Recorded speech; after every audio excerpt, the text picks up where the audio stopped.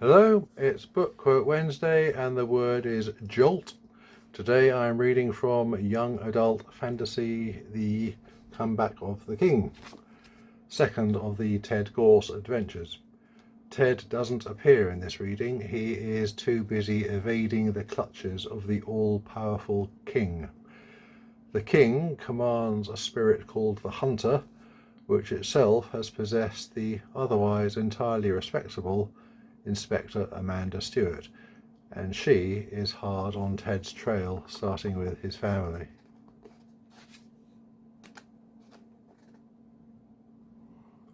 Amanda looked at the text and the hunter spirit burned within her. It was the sport of her prey. Staying with a friend. Talk to you soon. But he didn't say which friend, she asked, as if this were a perfectly normal, routine inquiry. Ted Gorse's stepfather, Barry Worth, shook his head. Afraid not. She studied him in half a second, so quickly he wouldn't have noticed even if he was paying attention. The hunter took in the dilation of his eyes, the speed of his breathing, and growled with silent frustration. No, he wasn't hiding anything from her. He really didn't know where the boy was. Amanda made a mental note that it would be extremely useful to have the hunter with her the next time she was interviewing a suspect at the Nick. He picked up things that would have passed her by completely. Ever since the king had joined them together, she had felt a new layer laid down on top of her senses, straining the input stream for details she would never have caught on her own. But she didn't need the hunter to process her assessment of Ted's nearest and dearest. Mr. Worth was bulky and muscular. Amanda wouldn't have been surprised if he was a rugby player, and he stuck out like a lump of coal in the snow in this slim, lightly built family. Ted's mother was where all the kids got their strawberry blonde hair from, and Amanda could see the look of her son in her oval face as well.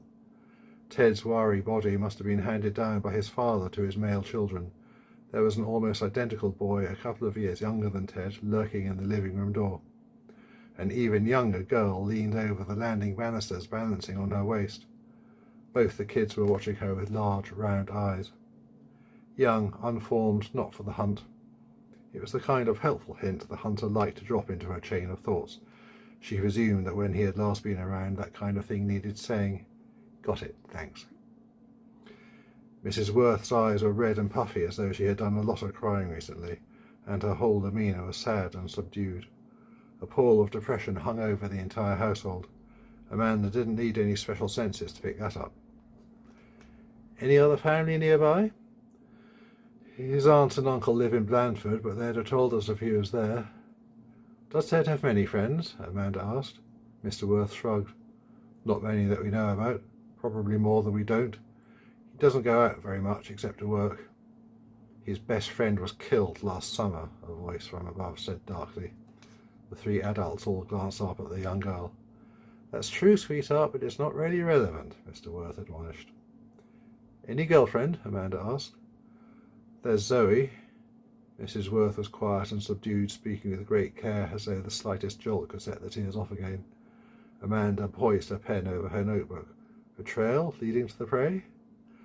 Nice girl, older than him, so probably not. He works with her. Well, he used to. She's off travelling now, been away from Salisbury for a couple of months. Amanda took the pen away again. Dead end. Still, it was worth remembering. Ted might well get in touch with this Zoe. Tom Blake had said there was a slightly older woman at the hospice the night of the fire. Hint of child snatching, but he's still legal. Was that her? The hunter was positive it was, and Amanda concurred. As Tom had delicately put it, Ted and the not-girlfriend had been too busy making whoopee to notice the fire break out.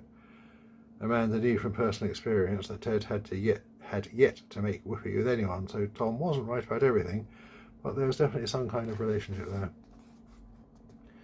Mr. Worth straightened a little, sucked in his belly, cleared his throat. A man still determined to be head of the family despite everything. What's this about, Inspector? I mean, we had a big falling out this evening, but it's nothing that concerns the police. He's not in trouble again, his wife whispered. Is he? Not stealing. Amanda had drawn a breath to give the answer that they would all understand. The king wants him. But it suddenly struck her, a very simple thing, so obvious now she was looking for it. Barry Worth was not one of the king's royal subjects. The hunter hissed his disapproval, at Barry, at her, at himself.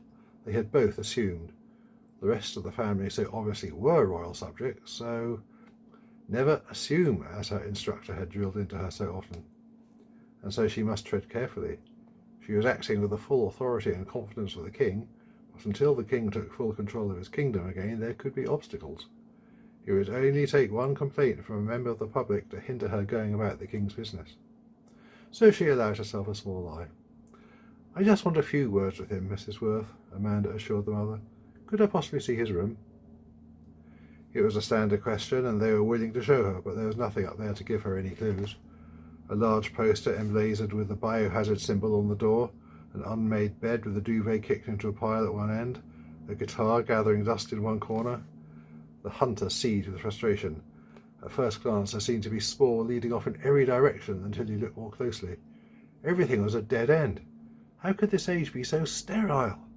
Put him in the undergrowth, show him the trails of 10 different animals, tiny impressions on the ground, minutely bent twigs, and he could identify the marks of the prey he sought. But this?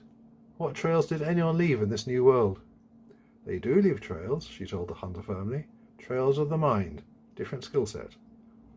The hunter subsided, grumbling, and they went back downstairs. "Does he have a computer?" "Laptop, in his bag." Any contacts Ted had made on social media could be useful, but for her to take it in, the laptop would have to be treated as evidence, meaning that she would need a warrant. She waited to see if Mr. Worth was going to offer it to her. He didn't. "Could you give me his number and also the names and addresses of his friends that you do know about?" "Well, yes, hold on." Mrs. Worth turned away to look for a pen and paper. "Can I go in your police car?" asked the boy, lurking in the background. Amanda looked down at him with a deliberate twinkle in her eye. "Only if I arrest you." "Not funny in this household, officer," Mr. Worth murmured.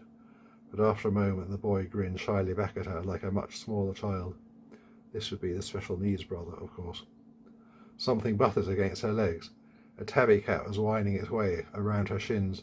It glanced up at her and met her gaze with yellow, slitted eyes. "Mr. Furry really likes you," the boy commented. "Of course he does." The two kindred spirits recognized each other, hunter to hunter. But cats were their own masters. This one shared an ethos with the hunter, but was no disciple. Still, she fancied she picked up the feline equivalent of "good luck" in its loud purr, and she nodded her appreciation. It didn't take long for Ted's mother to write down a handful of names. "I haven't seen most of these since his birthday party in May." Some had information added that was almost useful, like knows him from Sunday school or lives in Milford Hill. Others didn't even have that, but they were all trails. The skill lay in finding the important ones. "Are any of these closer than any others, do you know? Is there anyone he is maybe working on a project with or gets advice from, or—" She let herself trail off in the face of the blank look she was getting from both of them. But then Mr. Worth opened his mouth to speak, and there was a sudden catch, the minutest pause before he spoke. The hunter leapt with glee. "You've thought of someone, haven't you?" But all he said was, "I don't think anyone on that list matches that description, Inspector." "But you thought of someone. You were talking about friends. College friends? Is college the link?" "How about adults?" she asked. "Any teachers, lecturers, tutors, maybe?" Even Mrs. Worth smiled at that one. Dead end, then. "He's so rude about his teachers. Says he knows more than any of them." "Says he does," her husband agreed, with a sceptical roll of the eyes. "I don't think he'd go to any of them if he was in trouble." Mr. Worth shook his head to back up his wife's statement, and he returned Amanda's gaze with the impassive, don't give anything away look that she knew from 100 interview rooms. She was certain he knew, or had guessed, something. If he was a royal subject, she would just order him in the king's name, but he wasn't. "Okay, mate, play it that way. You guessed it based on something you were just saying. That means I have the information too, if I can only work it out." "Well, thank you very much, both of you." Amanda handed over her card. "If you do hear from him, here's my number, but probably best not to mention this to him." Ted's mother leaned into her husband's shoulder with her eyes screwed tight shut as she began to sob. He gently put his arms around her. "Wouldn't dream of it," he said dryly. Amanda touched her hat and went out into the sounds and scents of the night, just like she had gone out into the night when the king commissioned her. What has Amanda guessed? Read the book and find out. Remember, you can buy all my books at www.benjeeps.com. See you next time.